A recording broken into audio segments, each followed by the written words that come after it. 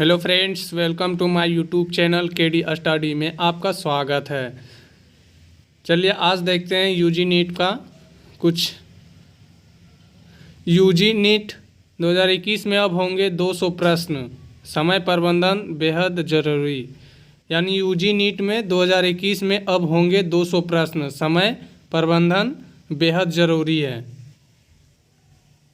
UG NEET medical प्रवेश परीक्षा 2021 के लिए आवेदन प्रक्रिया जारी है। 12वीं पास व शामिल विद्यार्थी नेशनल टेस्टिंग एजेंसी (NTA) की वेबसाइट पर 6 अगस्त तक फॉर्म भर सकते हैं। यानी यूजी नीट मेडिकल प्रवेश परीक्षा 2021 के लिए आवेदन प्रक्रिया जारी है, जो कि 12वीं पास व शामिल विद्यार्थी नेशनल टेस्टिंग एजेंसी (NTA) की वेबसाइट पर 6 अगस्त तक फॉर्म भर सकते हैं। 20 अगस्त को यूजी नीट के परीक्षा केंद्र की जानकारी दी जाएगी।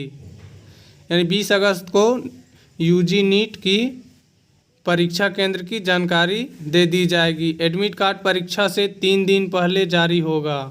एडमिट कार्ड परीक्षा से 3 दिन पहले जारी कर दिया जाएगा। इस वर्ष यूजी नीट परीक्षा में 720 अंक के 200 प्रश्न होंगे।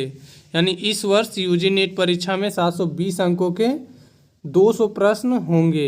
फिजिक्स, केमिस्ट्री, बॉटनी और यूलॉजी के प्रश्न 2-2 खंड में होंगे।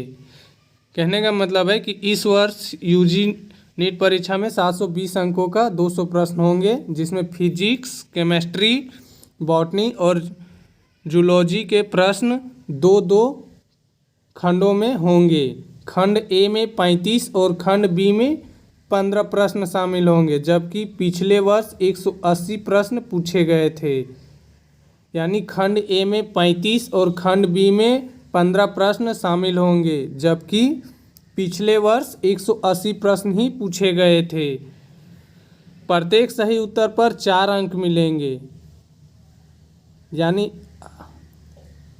हर सही उत्तर पर 4 अंक आपको मिलेंगे। वहीं गलत उत्तर पर 1 अंक कट जाएगा। अगर आपका प्रश्न उत्तर गलत हो जाता है तो उसमें से 1 अंक काटा जाएगा। झारखंड में रांची, बोकारो, जमशेदपुर और हजारीबाग में परीक्षा होगी। यानी झारखंड में रांची, बोकारो, जमशेदपुर और हजारीबाग में परीक्षा होगी।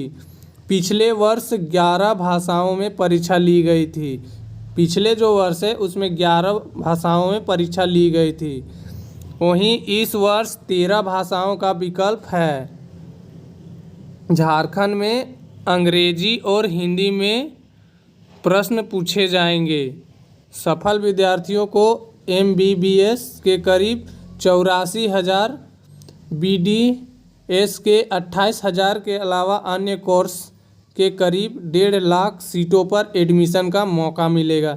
यानी झारखंड में अंग्रेजी और हिंदी में प्रश्न पूछे जाएंगे। सफल विद्यार्थियों को MBBS के करीब 84,000 और BDS के 28,000 के अलावा अन्य कोर्स के करीब 1.5 लाख सीटों पर एडमिशन का मौका मिलेगा।